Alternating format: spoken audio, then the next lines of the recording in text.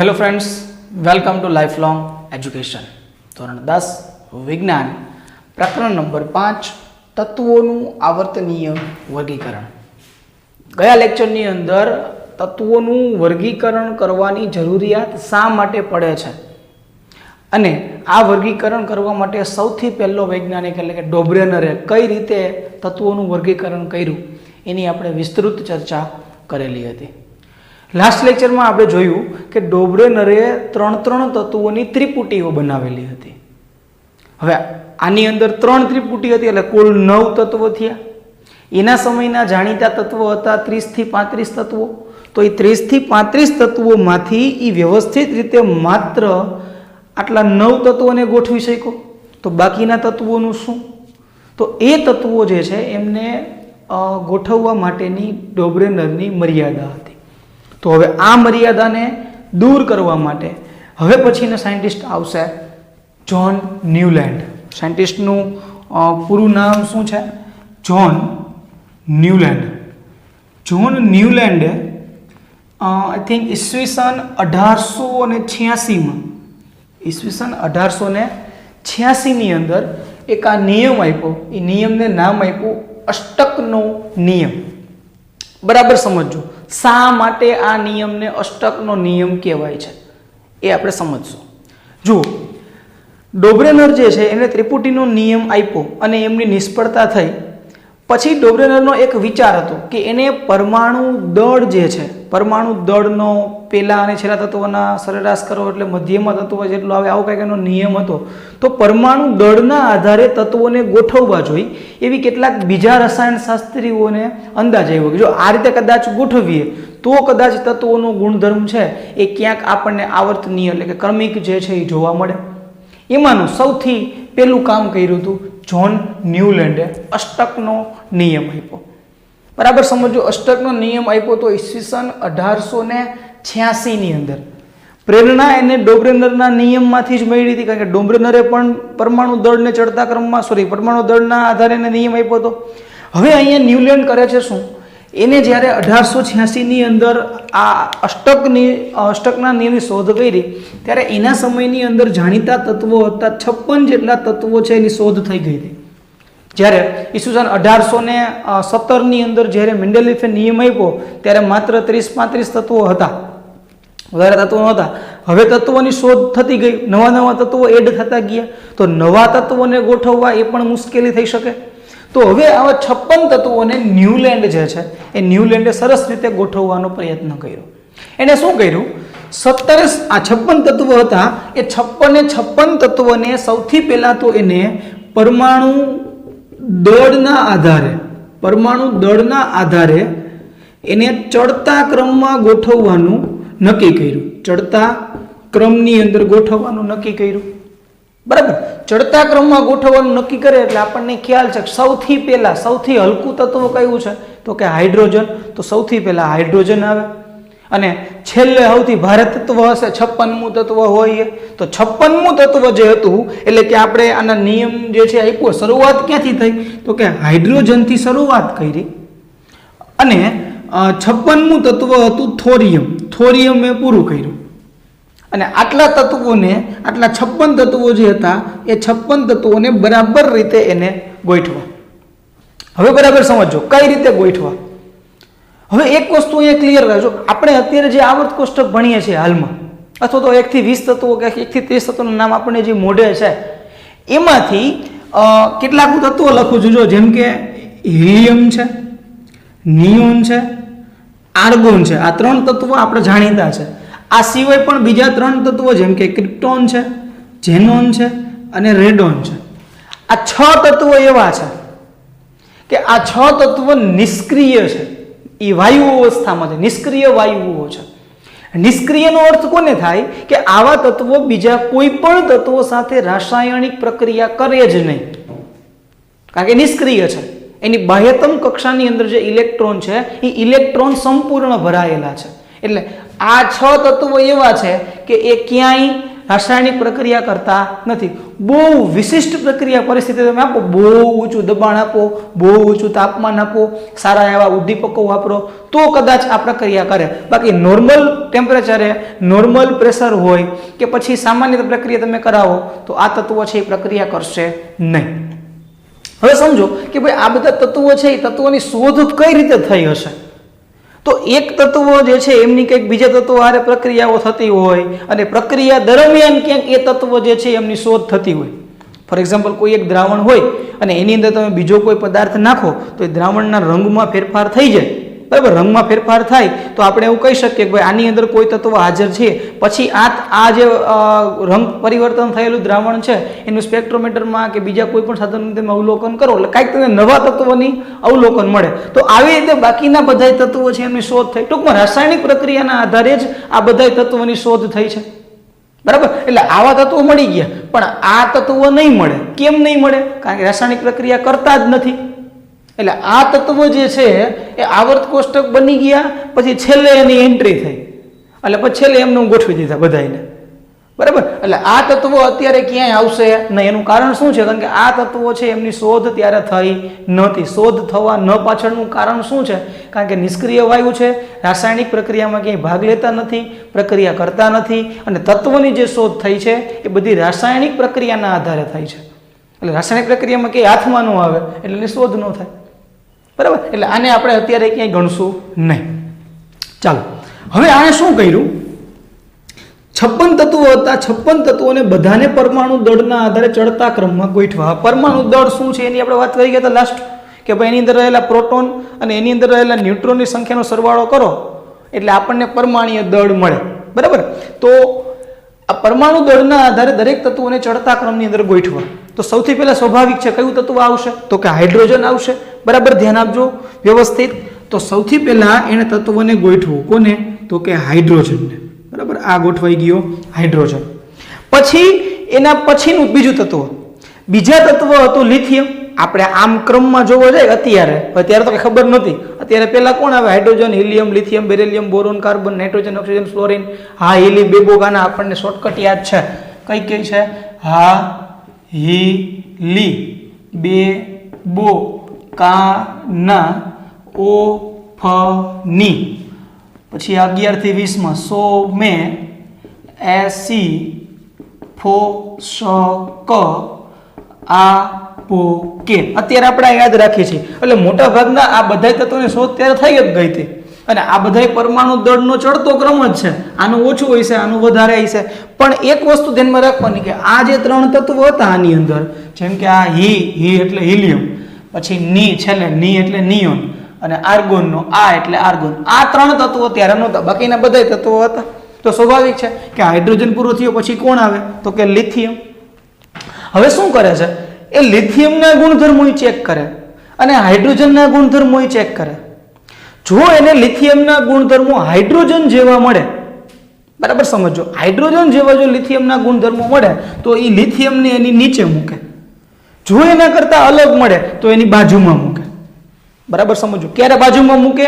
જો હાઇડ્રોજન જેવા ગુણધર્મો ન મળે તો બાજુમાં મૂકે, પણ હાઇડ્રોજન જેવા ગુણધર્મો મળે તો એની નીચે મૂકે.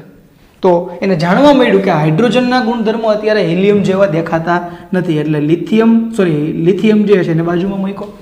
પછી કોણ આવશે? બેરિલિયમ આવશે આના ક્રમમાં. તો બેરિલિયમ તત્વના ગુણધર્મો જો એને હાઇડ્રોજન જેવા દેખાય તો હાઇડ્રોજનની નીચે મૂકે, લિથિયમ જેવા દેખાય તો લિથિયમની નીચે મૂકે, આ બે જેવા ન દેખાય તો એની બાજુમાં મૂકે. એટલે હાઇડ્રોજન, હિલિયમ તો હતો નહીં એટલે લિથિયમ, પછી બેરિલિયમ. ફરી પાછું કોણ આવશે? તો કે બોરોન આવે.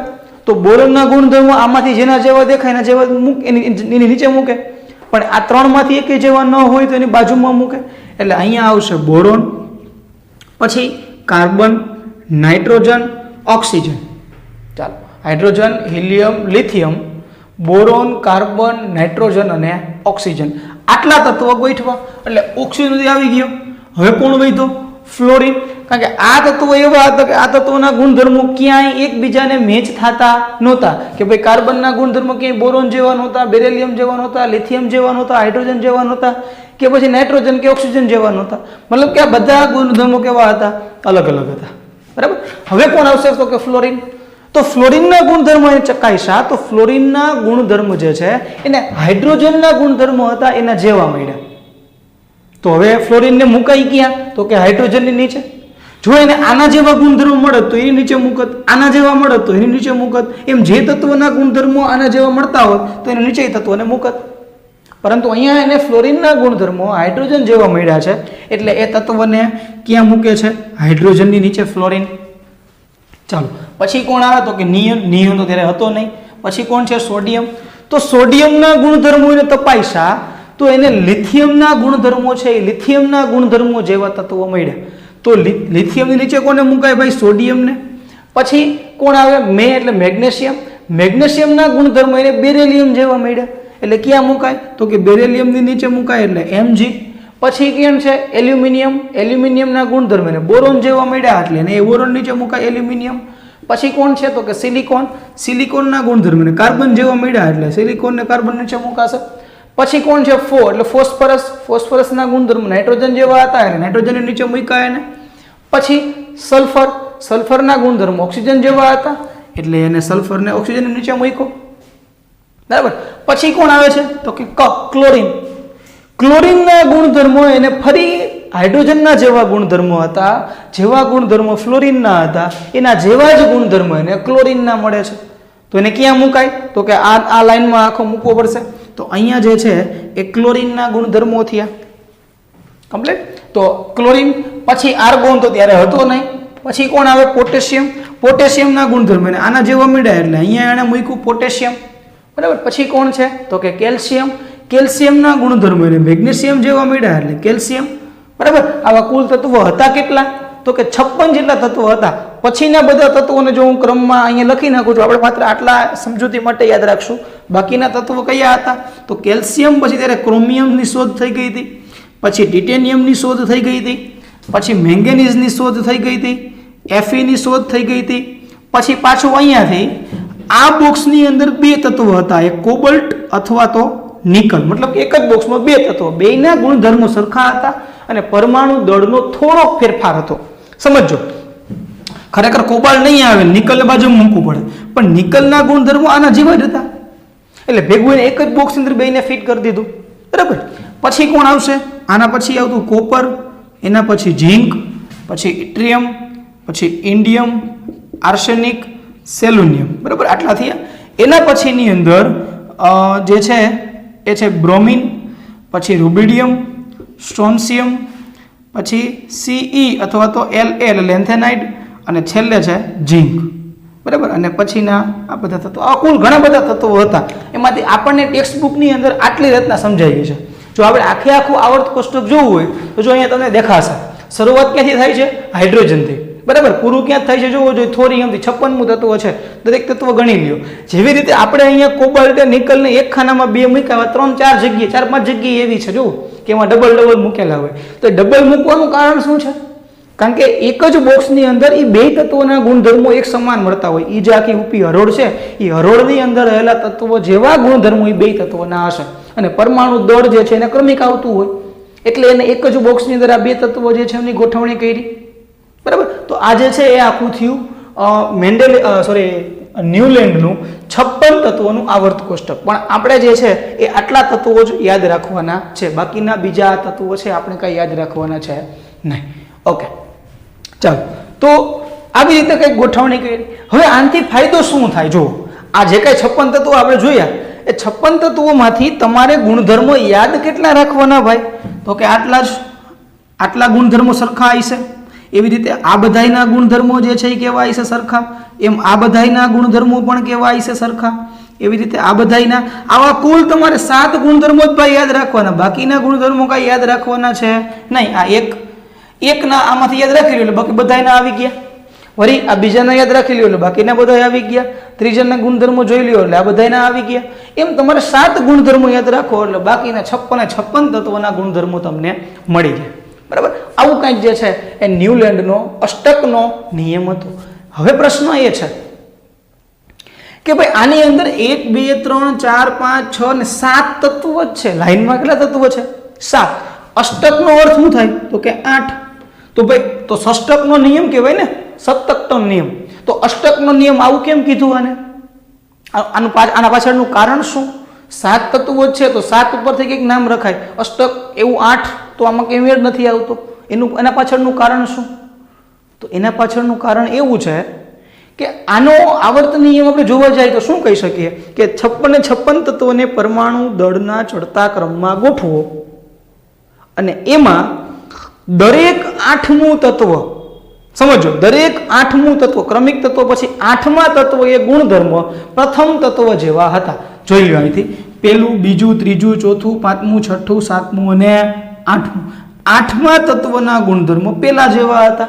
માનો કે હું અહીંથી વિચારું તો આ પહેલું, બીજું, ત્રીજું, ચોથું, પાંચમું, છઠ્ઠું, સાતમું અને આઠમું, તો 8મા તત્વના ગુણધર્મો પેલા જેવા હતા. માનો કે તમે અહીંથી વિચારો પહેલું, બીજું, ત્રીજું, ચોથું, પાંચમું, છઠ્ઠું, સાતમું, આઠમું, તો પેલા તત્વના ગુણધર્મો 8મા તત્વ જેવા હતા. સમજણ પડી? તો આનો આવર્ત નિયમ શું હતો? એનો આવર્ત નિયમ આપણે સમજીએ કે ભાઈ અષ્ટકના નિયમમાં પ્રત્યેક 8મા તત્વના ગુણધર્મો, પ્રત્યેક 8મા તત્વના ગુણધર્મો પ્રથમ તત્વના ગુણધર્મ જેવા છે. આ એનો અષ્ટકનો નિયમ. ન્યુલેન્ડનો નિયમ શું હતો કે પ્રથમ અને અંતિમ તત્વના પરમાણુ દળની સરેરાશ મધ્યમાં રહેલા તત્વના પરમાણુ દળ જેટલી હોય. ત્યારે આનો નિયમ શું છે કે પ્રત્યેક 8મા તત્વના ગુણધર્મો એ પ્રથમ તત્વના ગુણધર્મો જેવા છે. 8મું તત્વ આવે છે એટલે એના ઉપરથી આ ભાઈએ નામ આપ્યું અષ્ટકનો નિયમ. ચાલો, ક્લિયર છે ભાઈ? અષ્ટકનો નિયમ બહુ સચોટ રીતે આખી વિસ્તૃત, જ્યારે તત્વો વિશેના ગુણધર્મોની કે એને ગોઠવણીની કાંઈ ખબર નહોતી ત્યારે આ ભાઈએ 1886ની અંદર બહુ આપણને સમજૂતી માટે સરળ સારું કામ કરી દીધું. હવે જો આની મર્યાદા, આ નિયમની કેટલીક મર્યાદાઓ છે. કઈ કઈ મર્યાદાઓ છે એ સમજીએ. ન્યુલેન્ડના અષ્ટકના નિયમની કેટલીક મર્યાદાઓ છે. ચાલો, મર્યાદાઓની આપણે વાત કરીએ કે આ જે નિયમ છે ને એ સચોટ રીતે માત્ર કેલ્શિયમ સુધી સાચો છે, આટલો સાચો છે. આ તો પછી મન પડે એમ ગોઠવી દીધા છે. આને આપણે શું કહી શકીએ કે ભાઈ બોરોનના ગુણધર્મો છે એલ્યુમિનિયમ જેવા છે, પણ એલ્યુમિનિયમના ગુણધર્મ પાછો આ કયો છે, ક્રોમિયમ કે પછી ઇટ્રિયમ છે કે લેન્થેનોઇડ છે. આ ત્રણેયના ગુણધર્મો કદાચ સરખા નહીં હોય. આ બેના ગુણધર્મો સરખા છે અને આ બેના ગુણધર્મો જેવા પછી આના ગુણધર્મો નથી. અહીંયા સુધી સચોટ સાચો છે. આ તમને જે કેલ્શિયમ દેખાય છે, આપણો અહીંયા કેલ્શિયમ હતો કે ઉપરથી આ કેલ્શિયમ સુધી આટલો ભાગ જે છે એ સચોટ રીતે સાચો છે, પણ પછીના તત્વો જે છે એ પછીના તત્વો એ અષ્ટકના નિયમમાં ગુણધર્મો સમાન છે એવું સાચું પડતું નથી. આ તો એને બે એક લાઈનમાં મેળે આવી ગયું પછી એને ભેગું ભેગું ગોઠવી દીધું. તો આના મર્યાદાની આપણે વાત કરીએ કે ભાઈ આ જે છે એ માત્ર કેલ્શિયમ સુધીના તત્વો સુધી જ, કેલ્શિયમ તત્વો સુધી જ સાચો છે, પછી સાચું છે નહીં. પછીનો ભાગ કેવો છે? આખો ખોટો છે. બરાબર? તો આ જે હતો એ આપણો પહેલી મર્યાદા થઈ. હવે મર્યાદા બીજી એવી છે કે ન્યુલેન્ડે એક નવી વાત કરી દીધી. એ કે ભાઈ બ્રહ્માંડની અંદર 56 જ તત્વો છે, આના કરતા વધારે તત્વોની હવે શોધ થાય જ નહીં. આવી વાત કરી એને. કેટલા તત્વો છે? કારણ કે એના સમયમાં 56 તત્વો એને મળ્યા હતા. તો એને એવું કીધું કે ભાઈ અત્યારે જે 56 તત્વો છે એ 56 તત્વો એમને જ હશે. બ્રહ્માંડની અંદર 56 જ તત્વો છે, આનાથી વધારે હવે એક પણ તત્વ હશે નહીં. તો 3-4 વર્ષમાં એક નવા તત્વોની શોધ થઈ ગઈ. 57મું તત્વ આવી ગયું અને અત્યારે આપણે જોઈએ છીએ 118 તત્વો છે અને હજી અણનમ છે. હજી કદાચ આવનારા સમયની અંદર આપણને નવા તત્વો મળશે. તો આ 56 તત્વો જે છે એ એની વાત આખી કેવી થઈ? ખોટી થઈ. તો આ જે છે એમની આપણે બીજી મર્યાદા છે એવું ગણી શકીએ. Okay, next. હવે જો આપણે પેલા કોષ્ટકની અંદર જોયું હતું, કોષ્ટકની અંદર આવા જે બોક્સ હતા એવા 2-3 જગ્યાએ હતા. બરાબર? પણ આવા બોક્સ રાખવામાં આપણને વાંધો નથી, પણ પ્રશ્ન એ છે કે ભાઈ આ એક બોક્સની અંદર તમે કોબાલ્ટને અને નિકલને ભેગો ગોઠવો. બરાબર સમજો, કોબાલ્ટને અને નિકલને તમે ભેગો ગોઠવો કારણ કે બેના ગુણધર્મો સરખા હતા, પરંતુ આ બેના જેવા ગુણધર્મ છે એવા અહીંયા એફીના ગુણધર્મ છે. તો પછી ભાઈ બોક્સમાં એફીને ભેગો લઈ લેવો જોઈએ ને. સમજાય છે ભાઈ કે ભાઈ કોબાલ્ટના ગુણધર્મો છે એવા જ ગુણધર્મો નિકલના. ચાલો એ આપણે સમજો બેન ભેગા રાખ્યા, પરંતુ આના ગુણધર્મો છે એવા પાછા એફીના ગુણધર્મો છે, તો પછી એક બોક્સમાં 3 તત્વો રાખી દેવાય ને, એવું કેમ? અને આના એફીના ગુણધર્મો છે એ આ સમૂહ હારે મેચ થતાય નહોતા, ઓક્સિજનના ગુણધર્મો જેવા હતા નહીં કે સલ્ફરના ગુણધર્મો જેવા નહોતા. તો આવા જે બોક્સ મૂકવાની જે ખામી છે એ ખામીને બરાબર ગોઠવી શક્યો નહીં. અને બીજા નંબરમાં કે કોબાલ્ટ અને નિકલના ગુણધર્મો છે એ ક્લોરીન કે ફ્લોરિન જેવાય નહોતા પાછા.